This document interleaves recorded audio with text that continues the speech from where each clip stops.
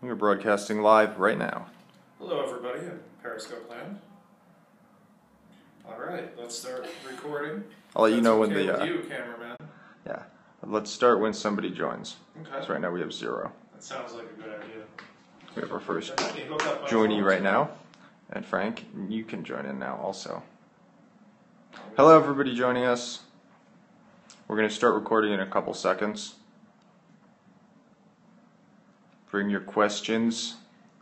We'll try to get to any questions that get asked during the stream.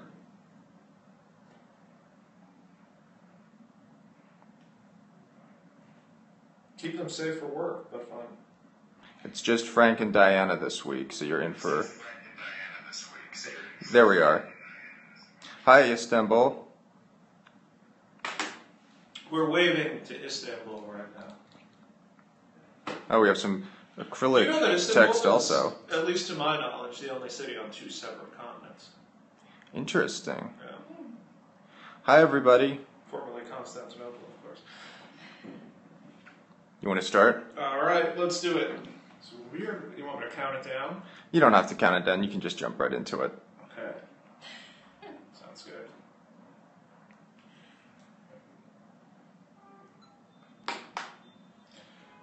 Hello, everybody, and welcome to the PRWeek, PRWeek's weekly podcast for the 3rd week in October. My name is Frank Washkuch. I'm the news editor of PRWeek, and I'll be walking you through all the biggest events that took place this week in the worlds of marketing and communications. I'm here with Diana Bradley. She is our corporate reporter. Diana, how are you? Great, thank you. I'm happy you could be here. Thank you. So, some of the topics we will be walking you through this week are the settlement of a major lawsuit that was against MSLGroup and its parent company, PRWeek.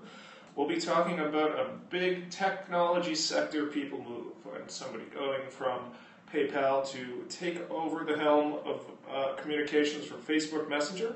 We'll be talking about another communications leader at Foursquare. We'll be talking about what the communications leader at Goldman Sachs told Diana about why they are no longer using newswires. We'll be talking about Twitter layoffs and how they presented them. And we will be talking about the Democratic debate that took place on Tuesday night. But first, let's start with the big news of the week, which was MSLGroup settling a gender bias lawsuit against it with a group of more than 100 plaintiffs. Diana, tell us about that.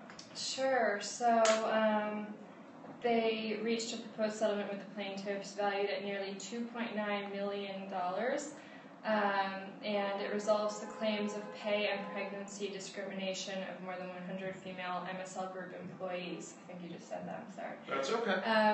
The case Drive the point home. Yes, the case has been ongoing since February 2011 when Monique Da Silva Moore, who is a former healthcare director at MSLGroup, filed a class action suit for $100 million against the firm.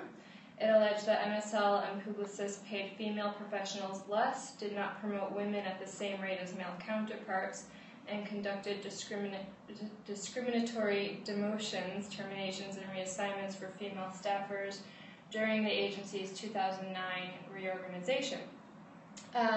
It's important to note that Publicis and MSL have not conceded or admitted liability in connection with the settlement, and they both said they have not engaged in any wrongdoing.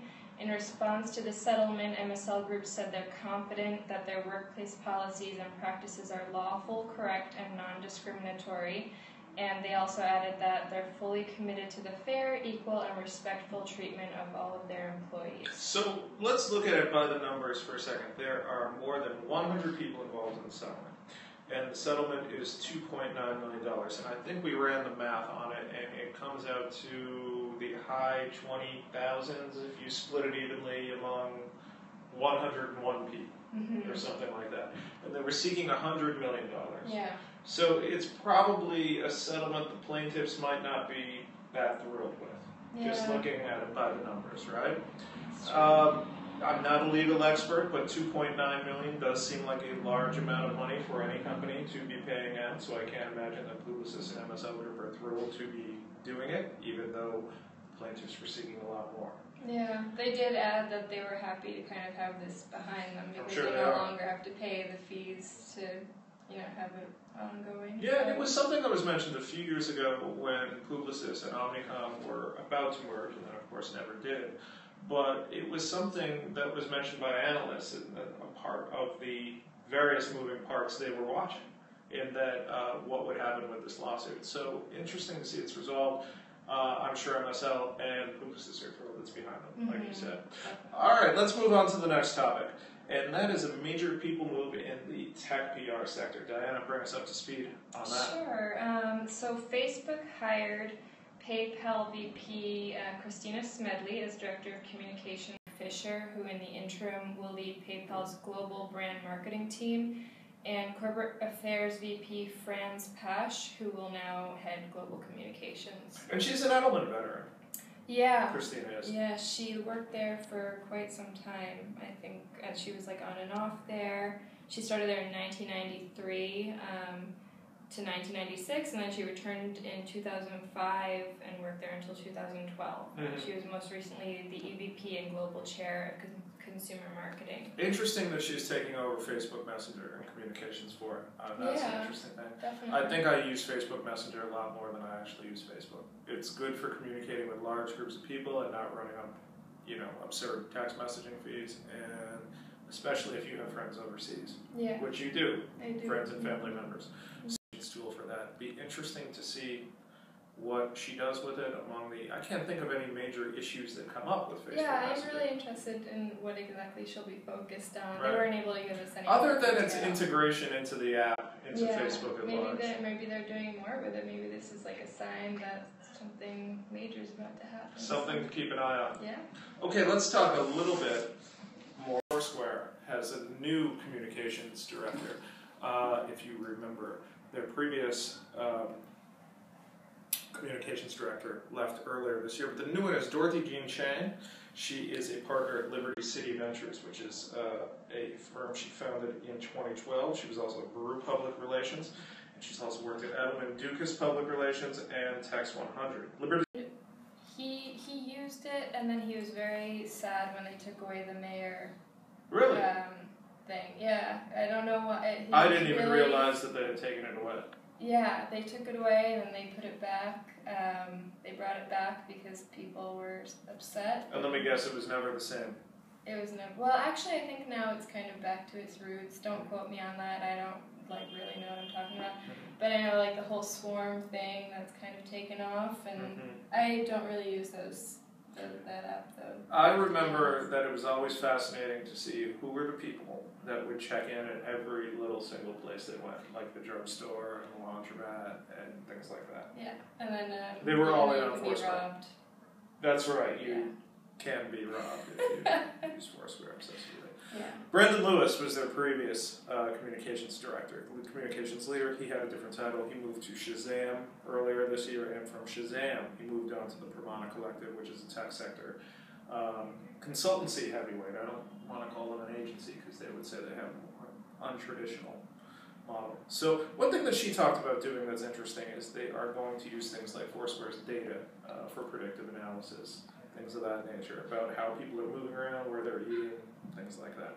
So it is one we will keep an eye on. So you had an interesting conversation, a bit of a segue. You had an interesting conversation this week with the communications leader at Goldman Sachs. Why don't you bring our listeners up to speed on that? Sure. So if you listened to our podcast last week, we spoke with some IR pros about what Goldman Sachs is doing, which is they decided to report their third quarter earnings this week to announce it via Twitter and their own website rather than the traditional way of putting it out over newswire services. And IR pros told us last week that this move makes sense for a company as big as Goldman, but that it could be detrimental to smaller companies that struggle for eyeballs. So anyway, I talked to their communications leader, Jake Seward. Jake, I'm sorry. If there's a Jack Seward, sorry, it's been a long day. And if there's a Jack Seward out there, we apologize to you too. We apologize about, sorry to get you involved in this. Jake explained that this decision has nothing to do with the hack of newswire services. That news came out this summer. They just really did it to cut one step out of the news release distribution process and make it all, a lot more simple when it comes to distributing their earnings. He also explained that for years, Goldman has been posting this kind of stuff online and putting headlines on Twitter and with a link to their website. So in some ways, nothing is new. It's just that they're exclusively doing this now. Now, not to toot your own horn a bit, but it did sound like, from what Seaward told you, it was in line with what IR experts told you last week would happen, and the reasons that they were probably doing this, which is that Goldman is such a big company, people are going to check their website anyway when it's earnings time, so they don't necessarily need that. But if you're a smaller brand, it's probably not the strategy for you. Yeah, and he even said that this decision is one that might not work for all companies, and he understands that for some companies, newswires take the burden off of the business as well. And they're not ending their relationship with Business Wire. They're continuing to work with them on certain announcements as occasions arise. So I did follow it somewhat on Twitter, and the media consensus the next day and that night was that Hillary Clinton won a pretty resounding victory in the debate. But some people beg to differ. So Byron, tell us a little bit about that.